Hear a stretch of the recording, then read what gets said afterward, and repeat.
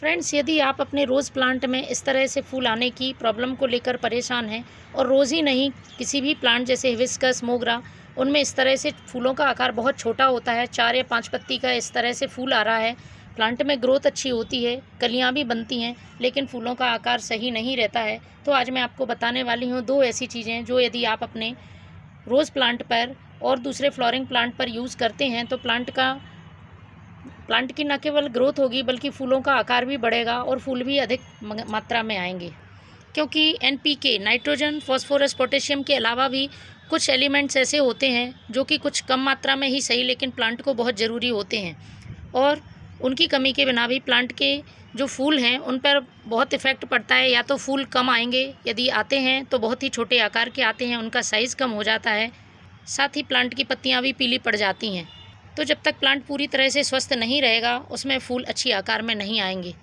तो रोज़ प्लांट की पूरे स्वास्थ्य के लिए, आपको अच्छी हेल्थ बनाए रखने के लिए उसे समय समय पर हर तरह के पोषक तत्व देने ज़रूरी हैं, जैसे कि कैल्शियम जड़ों की मजबूती के लिए, तने की मजबूती के लिए, साथ ही आयरन भी बहुत ज़रूरी होता है।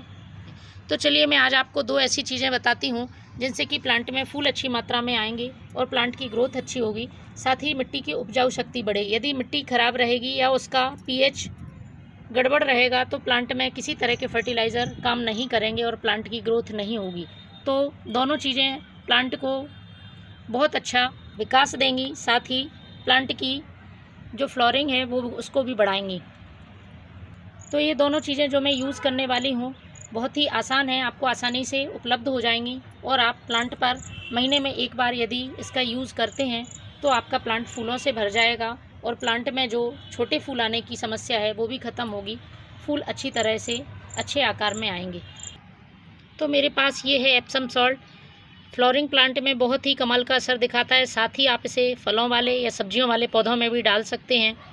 तो इस एप्सम सॉल्ट को मैं रोज़ प्लांट में डालूँगी।